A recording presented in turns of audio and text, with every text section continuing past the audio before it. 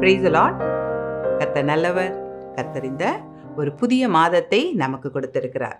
கடந்து வந்த 8 மாதங்களும் அவருடைய கிருபை நம்மோடு கூட இருந்தது. அவர் நம் மத்தியில் போதுமானவராய் இருந்து வந்திருக்கிறார். நம்மை ஏந்தி தாங்கி சுமந்து காத்து தப்புவித்து நடத்தி வந்த நல்ல தேவன் இந்த புதிய மாதத்தையும் நமக்கு முன்பாக வைத்திருக்கிறார். இந்த புதிய மாதத்தில் அவர் கொடுத்த அந்த வாக்குத்தத்தத்தை நாம் இன்னும் ஆழமாக தியானிக்கிற ஒரு நேரமாக இந்த நேரம் இருக்கிறது. ஸோ இந்த மாதத்திலும் தேவன் நமக்கு ஏசாயா 48வது அதிகாரம் 17வது வசனத்தை வாக்குத்தத்தமாக கொடுத்திருக்கிறார். உன் மீட்பரான கர்த்தர் சொல்லுகிறதாவது, பிரயோஜனமானதை உனக்கு போதித்து நீ நடக்க வேண்டிய வழியிலே உன்னை நடத்துகிற உன் தேவனாகிய கர்த்தர் நானே. தேவன் நம்மை பேர் சொல்லி அழைத்தவர், நம்மை தெரிந்து கொண்டவர். நம் ஒவ்வொருவரையும் அவர் முன் குறித்து அவர் அழைத்து அவருடைய சொந்த பிள்ளைகளாய் மாற்றி நம்மை பண்படுத்தி பயன்படுத்தி வருகிறவர் அவராக இருக்கிறார். நம்மை அவர் நீதிமான்களாய் மாற்றி இருக்கிறார். நம்மை மகிமைப்படுத்துகிறவர் அவராய் இருக்கிறார். நாம் இருளிலே இருந்த நம்மை வெளிச்சத்தை காணும்படியாக அழைத்த அந்த தேவனுக்கு தான் நாம் செல்ல வேண்டிய இடமும் நடத்த வேண்டிய வழியும் அவருக்கு மட்டுமே தெரியும். நாம் எங்கு சென்று கொண்டிருக்கிறோம், நம்மை அவர் எங்கு அழைத்து கொண்டு செல்லுகிறார், அதற்கான வழி எது என்பதை அவர் மட்டுமே அறிந்திருக்கிறார். இந்த இடத்துல நாம் பார்க்கிற காரியம், நீ நடக்க வேண்டிய வழியிலே உன்னை நடத்துகிற உன் தேவனாகிய கர்த்தர் நானே. ஸோ தேவன் நம்மை எந்த வழியிலே நடத்த வேண்டும் என்று வைத்திருக்கிறாரோ அந்த வழியிலே நடக்க தேவையானதை, அதற்கு பிரயோஜனமானதை அவரே நமக்கு போதிக்கிறேன் என்று இந்த இடத்துல சொல்லுகிறார்.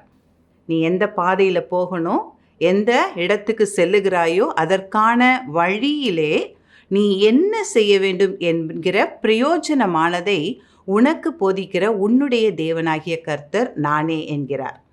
ஸோ இந்த இடத்தில் நாம் பார்க்கும் பொழுது, நாம் ஒரு இடத்திற்கு கடந்து செல்லுகிறோம் என்றால் அதற்கு ஒரு வழி தேவை.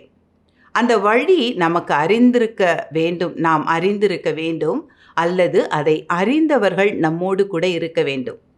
ஸோ அப்படியாக நாம் இப்பொழுது கடந்து சென்று கொண்டிருக்கிற இந்த வழி நாம் அறியாத ஒரு வழியாக இருப்பதினால் தேவன் நமக்கு இந்த இடத்திலே ஒரு வழிகாட்டியாக செயல்படுவேன் என்று சொல்லுகிறார். நம்மை கொண்டு செல்ல வேண்டிய இடத்திற்கு கொண்டு செல்லுகிற ஒரு சரியான வழிகாட்டியாக நான் இருந்து உங்களுக்கு போதித்து நீங்கள் நடக்க வேண்டிய வழியை உங்களுக்கு தெரிவித்து உங்களை அந்த வழியிலே நடத்துவேன் என்கிற தேவன் நம்மோடு கூட இருக்கிறார். ஸோ இந்த இடத்துல பார்த்தோம் ஆனால் நாம் பார்க்கிறோம், தேவன் நமக்கு வைத்திருக்கிற ஆசீர்வாதங்கள், நமக்காக வைத்திருக்கிற நன்மைகள், இதை நாம் பெற்றுக்கொள்ள வேண்டுமானால் அதற்கென சில வழிமுறைகள், சில நிபந்தனைகள், தேவன் விரும்புகிற காரியங்கள் உண்டு. ஸோ அந்த காரியங்களை அவர் போதிக்கும் பொழுது நாம் அந்த வழியிலே நடக்கும் பொழுது அந்த ஆசீர்வாதங்களை, அந்த நன்மையை நாம் பெற்றுக்கொள்ளுகிறவர்களாக இருக்கிறோம். ஒரு காரியம் நம்ம பார்க்கும் பொழுது, நம்முடைய திருச்சபையில் இஸ்ரேல் தேசத்துக்காக நாம் இந்த இடத்துல கூட நிறைய விசுவாசிகள் கடந்து செல்லும்படியான பயண ஏற்பாடுகள் செய்வது உண்டு. அப்படி செய்யும் பொழுது அது நாம் இதுவரை சென்றிராத ஒரு தேசம். ஒவ்வொருவரும் அந்த இடத்தை புதுசாக பார்க்க போகிறாங்க. புதிய சூழ்நிலை, புதிய உணவு காரியங்கள், தங்குமிடங்கள், போக்குவரத்து காரியங்கள் எல்லாமே புதிதாக இருக்கும். ஸோ அப்பொழுது நாம் அந்த இடத்திலே அதற்காக வருகிறவர்களை நாம் ஒவ்வொரு முறையும் கொண்டு செல்வதற்கு முன்பதாக அவர்களை இங்கே கூட்டி சேர்த்து அங்கு செய்ய வேண்டிய காரியங்கள், கொண்டு செல்ல வேண்டிய பொருட்கள், அந்த இடத்திலே நாம் நடந்து கொள்ள வேண்டிய விதங்கள் என்பதை குறித்து நாம் அவர்களுக்கு இந்த இடத்துல டீச் பண்ணி கூட்டிட்டு போவோம். ஏன்னா அந்த இடத்துல வந்து அவங்க என்ன பண்ணிடக்கூடாது, கஷ்டப்பட்டுறக்கூடாது. புதிய தட்பவெப்பமாக இருக்கும், புதிய உணவு முறைகள், புதிய ஜனங்கள், அங்கே எல்லாமே வித்தியாசமாக இருக்கும். வித்தியாசமான அந்த சூழ்நிலையில் இவங்க சரியான விதத்தில் அந்த இடத்திலே அவர்கள் இருந்து தங்கி கடந்து வர வேண்டுமானால் அதற்கான காரியங்களை இங்கிருந்தே அவர்களுக்கு போதித்து அழைத்து கொண்டு செல்வது வழக்கம். ஸோ அப்பொழுது தான் அங்கு வந்து அவர்கள் கஷ்டப்பட மாட்டார்கள். ஸோ அப்படியாக தேவன் நமக்கென வைத்திருக்கிற அந்த வழியிலே நாம் என்ன செய்ய வேண்டும் என்பதை போதிக்கிறதை தான் நாம் இந்த மாதத்திலே நாம் தியானிக்க போகிறோம். ஒரு சில காரியங்களை மட்டும் இந்த நாளிலே நாம் தியானிக்க போகிறோம். முதலாவது பார்க்கும் பொழுது இந்த இடத்துல மத்தேயு 6வது அதிகாரம் 33வது வசனத்தில் நாம் பார்க்க முடியும். தேவன் அந்த இடத்துல சொல்லுகிற காரியம், முதலாவதாக தேவனுடைய ராஜ்யத்தையும் அவருடைய நீதியையும் தேடுங்கள். இது இயேசு இந்த இடத்துல போதிக்கிற ஒரு போதனையாக இருக்கிறது. மத்தேயு 5வது அதிகாரத்தில் ஆரம்பித்து 6வது அதிகாரம் 32வது வசனம் வரைக்கும் சுமார் 80 வசனங்கள் இயேசு அந்த இடத்திலே, அந்த ஜனங்களிடத்திலே அவர் உபதேசிக்கிறார். ஒரு அடிப்படையான ஒரு மனிதனுக்கு தேவையானது எது, அவன் எதை குறித்து கவலைப்படுகிறான், எதை தேடுகிறான், எதை தேடி அவன் இந்த நாளிலே அலைந்து கொண்டிருக்கிறான், எதை செய்வது நல்லது, பரமண்டல ஜெபம் என்று பல காரியங்களை அங்கு அவர் உபதேசித்து சொல்லி இந்த 33வது வசனத்தில் சொல்லுகிறார், இந்த கவலைப்படுகிற, எதிர்பார்க்கிற, நீங்கள் நினைத்திருக்கிற இந்த காரியங்கள் எல்லாம் உங்களுக்கு கூட கொடுக்கப்படும் வேண்டுமானால் நீங்கள் செய்ய வேண்டிய ஒரு காரியம், முதலாவது தேவனுடைய ராஜ்யத்தையும் அவருடைய நீதியையும் தேடுங்கள். ஸோ இந்த போதனையை, இந்த பிரயோஜனமான காரியத்தை அவர் சொல்ல நாம் கேட்டு அந்த வழியிலே நடக்கும் பொழுது மேலே சொல்லப்பட்ட அத்தனை காரியங்களும் நமக்கு கூட கொடுக்கப்படும், அதிகமாய் கொடுக்கப்படும். நாம் நினைப்பதை விட, நாம் விரும்பினதை விட மிக அதிகமாக நமக்கு கொடுக்கப்படும் என்கிற அந்த வழியை அவர் நமக்கு காட்டுகிறார். முதலாவது தேவனுடைய ராஜ்யத்தையும் நீதியையும் தேடத் தொடங்குங்கள். இது அவர் நமக்கு போதிக்கிற ஒரு பிரயோஜனமான போதனையாக இருக்கிறது. ஸோ இந்த வழியிலே நாம் நடந்து சென்றோமானால் நாம் இந்த நேரத்தில் முதலாவதாக பார்த்த ஒரு அடிப்படையான மனிதனுக்கு தேவையான எல்லாவற்றையும் நாம் கூட விரும்பினதை விட அதிகமாக தேவன் நமக்கென வைத்திருக்கிற அளவுக்கு நாம் அதை பெற்றுக்கொள்ள முடியும் என்று அவர் இந்த இடத்துல அந்த காரியத்தை நமக்கு போதிக்கிறார். ஸோ பிரயோஜனமான இந்த காரியத்தை அவர் போதிக்கும் பொழுது அதை நாம் பெற்றுக்கொண்டு அந்த வழியிலே நடந்தோமானால் நாம் இதிலே சொல்லப்பட்டிருக்கிற எல்லாவற்றையும் நாம் நினைத்ததை விட அதிகமாக பெற்றுக்கொள்ள முடியும். ஸோ இப்படி தான் தேவன் நாம் நடந்து செல்ல வேண்டிய வழியை குறித்து அவர் போதிக்கிறதை நாம் பார்க்கிறோம். இன்னும் ஒரு காரியம் நம்ம பார்க்க முடியும். இப்பொழுதெல்லாம் பார்க்குறோம், நிறைய இந்த பிளாட் ப்ரமோட்டர்ஸ் எல்லாம் பார்க்குறோம். நிறைய நல்ல நல்ல கம்பெனிஸ் என்ன பண்ணுறாங்க, நிறைய இடங்களை அவர்கள் வீட்டு மனைகளாக மாற்றி அதை குறித்த விளம்பரங்களை கொடுத்து ஜனங்களுடைய பார்வைக்கு கொண்டு வருகிறார்கள். அப்படி அவர்கள் கொண்டு வரும் பொழுது பார்த்தீங்க அப்படின்னு சொன்னோம்னா, அவங்க இந்த இடத்துல குறிப்பிட்ட பகுதியில் குறிப்பிட்ட இந்த வீட்டு மனைகளை ஆயத்தப்படுத்தி இருக்கிறோம், நீங்கள் அதை வாங்கினா உங்களுக்கு பிரயோஜனமாகும். ஸோ அப்படியாக அவர்கள் என்ன பண்ணுறாங்க, ஆயத்தம் பண்ணி வைத்திருக்கிற இடத்துக்கு ஒரு காரியத்தை அவங்க ஒரு முக்கியமானதாக வைப்பார்கள். இப்போ இந்த இடத்துல அரசாங்கம் ஒரு பெரிய ஒரு இண்டஸ்ட்ரி கட்ட போகிறாங்க, இந்த இடத்துல ஒரு பெரிய ஒரு மார்க்கெட் கட்ட போகிறாங்க, இந்த இடத்துல ஒரு பெரிய ஒரு மருத்துவமனை வரப்போகிறது அப்படின்னு சொல்லி அரசாங்கம் அதை பேப்பர் அளவில் வைத்திருக்கும் பொழுதே இந்த பிளாட் ப்ரமோட்டர்ஸில் என்ன பண்ணுவாங்கன்னா, அந்த இடத்துக்கு இது வரப்போகுது, அதனால் சுற்றி இருக்கிற இந்த இடங்களெல்லாம் இன்னும் விலை அதிகமாகிடும், ஆனால் விலை இப்பொழுது இவ்வளவு தான் இருக்குது, நீங்கள் வாங்குங்கன்னு சொல்லி அதை ப்ரமோட் பண்ணுவாங்க. ப்ரமோட் பண்ணி விரும்புகிறவர்கள் வரும் பொழுது அவர்களுக்கு அந்த வழியை அவங்க சொல்லி கூட்டிகிட்டு போனாங்கன்னா, அங்கே போய் பார்த்தோம்னா ஊர் கடைசியில் ஒரு இடத்த அவங்க காமிப்பாங்க. பாருங்கள், இந்த இடத்துல தான் அரசாங்கம் சொன்ன இடம் வரப்போகுது, இந்த இடம் தான் நம்ம போட போகிற பிளாட்ஸ் அப்படின்னு சொல்லும் பொழுது அங்கே முதல்ல போய் பார்க்குறவங்களுக்கு ஒன்றுமே புரியாது, ஏன்னா அங்கே ஒன்றுமே இருக்காது. ஆனால் வரப்போகுது அப்படின்னு சொல்லி அவங்க நம்மளை அழைச்சிட்டு போவாங்க. ஸோ நம்முடைய ஆண்டவர் அப்படி அல்ல, அவர் வைத்திருக்கிற ஆசீர்வாதத்துக்கு நேராக நம்மை நடத்தி செல்லும்படியான வழியை அவர் நமக்கு போதித்து அழைத்து செல்லுகிறார்.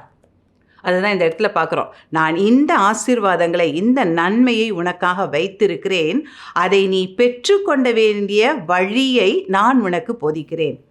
அதை பெற்றுக்கொள்ளும்படியாய் நீ கடந்து செல்ல வேண்டிய வழியை நான் உனக்கு போதிக்கிறேன் அப்படின்னு சொல்லி அவர் நம்மை போதித்து அவர் வைத்திருக்கிற அந்த நிறைவான அந்த ஆசீர்வாதத்தை, நிறைவான அந்த பாலும் தேனும் ஓடுகிற அந்த ஒரு இலக்கை நோக்கி நம்மை நடத்தி செல்லுகிற நல்ல தேவன் நம்முடைய தேவனாய் இருக்கிறார்.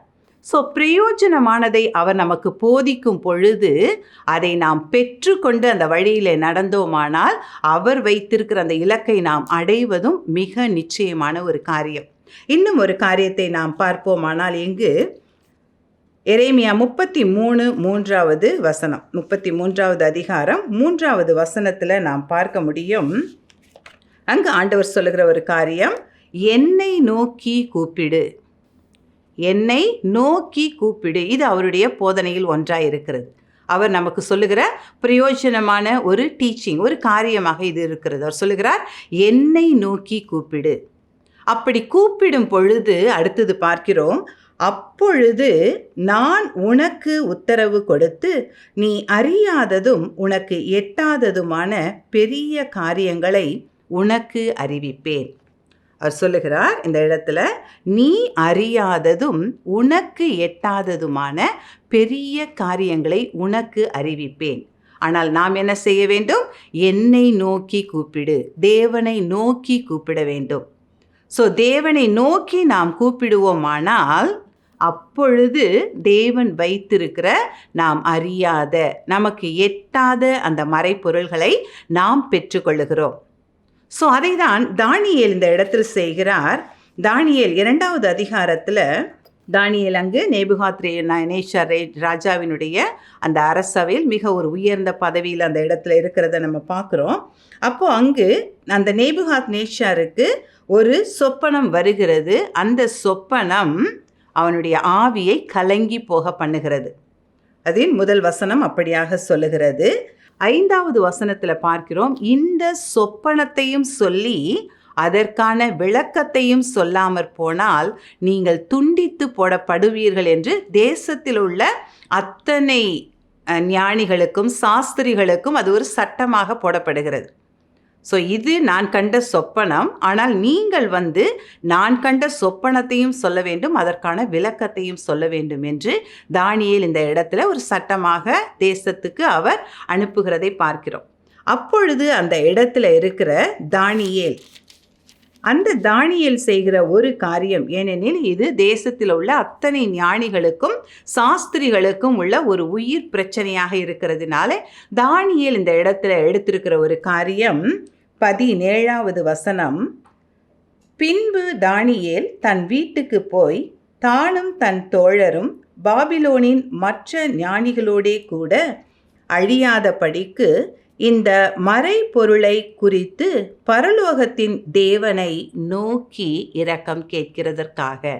நம்ம எரேமியா 33:3 பார்த்தோம், என்னை நோக்கி கூப்பிடு. தானியேல் இந்த இடத்துல செய்கிறார், தேவனை நோக்கி இரக்கம் கேட்கிறதற்காக.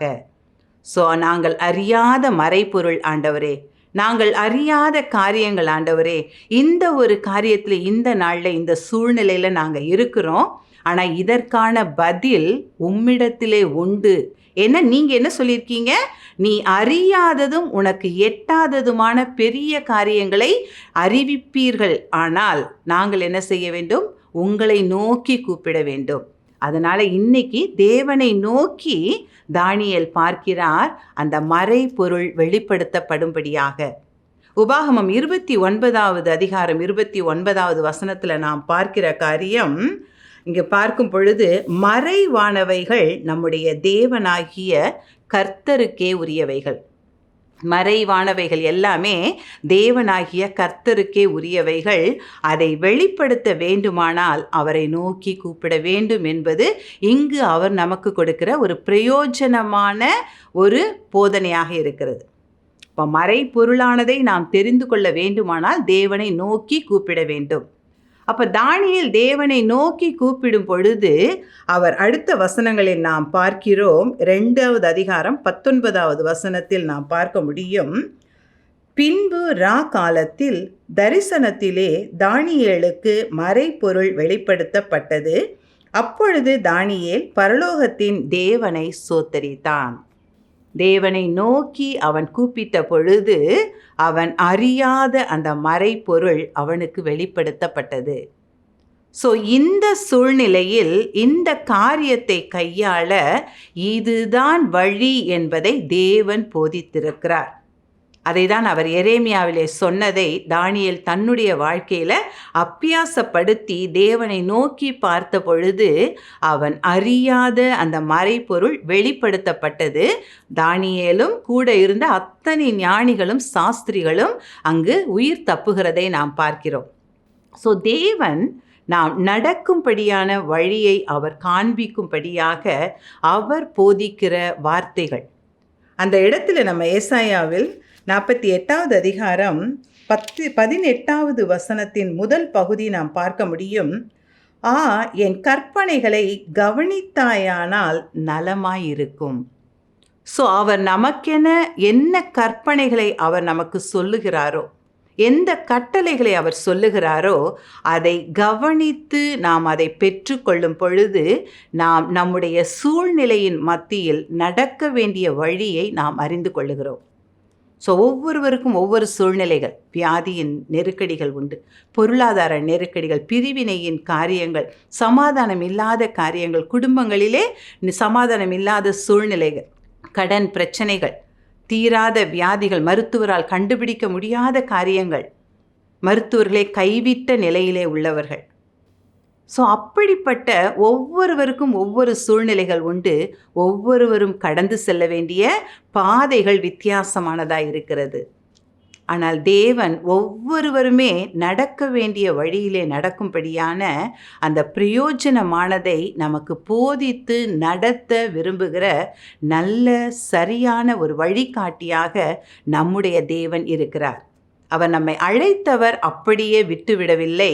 அவர் சொல்லுகிறார், நான் உன்னை விட்டு விலகுவதும் இல்லை, உன்னை கைவிடுவதும் இல்லை, நான் சொன்னதை செய்து முடிக்கும் அளவும் நான் உன்னை கைவிடுவதில்லை, உன்னை விட்டு விலகுவதில்லைன்னு சொல்லி அன்றைக்கு இஸ்ரவேல் ஜனங்களை ஒரு மேக ஸ்தம்பமாய், ஒரு அக்கினி ஸ்தம்பமாய் இருந்து பகலும் இரவும் நடத்தின அதே தேவன் இன்றைக்கு நம்மையும் அவருடைய வழியிலே நடத்துகிற ஒரு சரியான வழிகாட்டியாக இருந்து போதித்து நம்மை நடத்த விரும்புகிறார். நாம் செய்ய வேண்டிய காரியம், இந்த இடத்துல அவர் நமக்கு நம்முடைய சூழ்நிலையின் மத்தியில் என்ன செய்ய சொல்லுகிறாரோ, எந்த கற்பனைகளை நாம் செய்ய வேண்டும் என்று அவர் விரும்பி அனுப்புகிறாரோ அதை பெற்றுக்கொண்டு அதன்படி செயல்படுகிற அந்த ஒரு நமக்கு அந்த அப்படிப்பட்ட ஒரு கிருபை தேவையாக இருக்குது. மரியாள் சொல்லுகிறார்கள், அவர் என்ன சொல்லுகிறாரோ அதை செய்யுங்கள். ஸோ அவர் என்ன சொல்லுகிறாரோ அதை செய்யும் பொழுது அது நாம் சென்று சேர வேண்டிய அந்த இடத்தை நோக்கி நம்மை நடத்தி செல்லுகிற நல்ல வார்த்தைகளாக இருக்கிறது, நல்ல வழிகாட்டியாக இருக்கிறது, நல்ல பாதையில் நடத்துகிற நல்ல போதனையாக இருக்கிறது. ஸோ இந்த இடத்துல நாம் பார்க்க வேண்டிய காரியம் அதுதான். தேவன் நமக்கு போதிக்கிற காரியங்களை, நாம் கேட்கிற வசனங்கள், நாம் தியானிக்கிற வசனங்கள், தேவன் நம்மோடு கூட இடைப்படுகிற அவருடைய வார்த்தைகள், நாம் செய்ய வேண்டும் என்று அவர் விரும்புகிற காரியங்கள், இதை நாம் புரிந்து கொண்டு நாம் நம்முடைய வாழ்க்கையில் அபியாசப்படுத்தும் பொழுது அவர் வைத்திருக்கிற அந்த இலக்கை நோக்கி அவர் நம்மை நடத்தி செல்லுவது நிச்சயமான ஒரு காரியமாக இருக்கிறது. ஸோ இந்த இடத்துல தானியேல் அதை தான் செய்கிறதை பார்க்கிறோம். இன்னும் அநேக வேத பாத்திரங்கள் தேவன் அவர்களுக்கு சொன்ன அந்த போதனையை பெற்றுக்கொண்டு அவர்கள் வைத்திருந்த அந்த இலக்கை நோக்கி அவர்கள் கடந்து சென்று ஒரு ஜெயத்தை பெற்றுக்கொண்டதை நாம் அநேகருடைய வாழ்க்கையில் பார்க்க முடியும். ஸோ இன்றைக்கும் தேவன் நம்மிடத்தில் விரும்புகிறது இது மட்டுமே. என்னுடைய கற்பனைகளை நீ இந்த இடத்திலே கவனித்தாயானால் நலமாயிருக்கும். என்னுடைய கற்பனைகளை, நான் உனக்கென சொல்லுகிற போதனைகளை, நான் உபதேசிக்கிற உபதேசங்களை, இங்கிலீஷில் பார்க்குறோம் டீச்சர்னு பார்க்குறோம், டீச் பண்ணுகிற காரியங்களை, பயிற்றுவிக்கிற காரியங்களை, நமக்கு சொல்லி கொடுக்கப்படுகிற காரியங்களை நாம் கவனித்தோமானாலே நலமாக இருக்கும். தேவன் வைத்திருக்கிற நலமானதை நாம் பெற்றுக்கொள்ள முடியும்.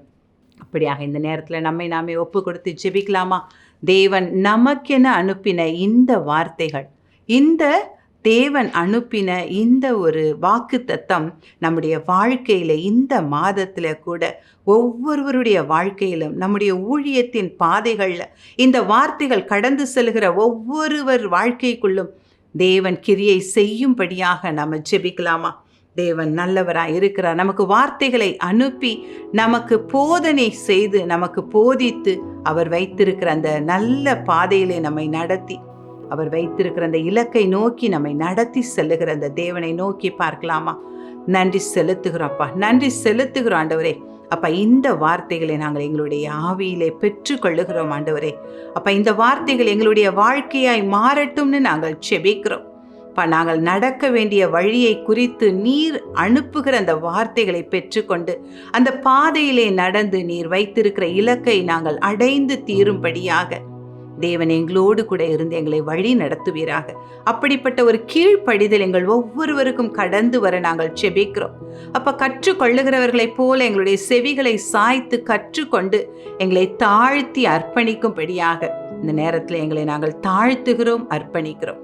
தேவன் எங்களுக்குள் இருந்து நீர் மகிமைப்படுவீராக, வழி நடத்துவீராக. எல்லா துதியையும் கனத்தையும் உமக்கே செலுத்தி இயேசுவின் நாமத்தில் ஜெபிக்கிறோம் நல்ல பிதாவே. ஆமென்.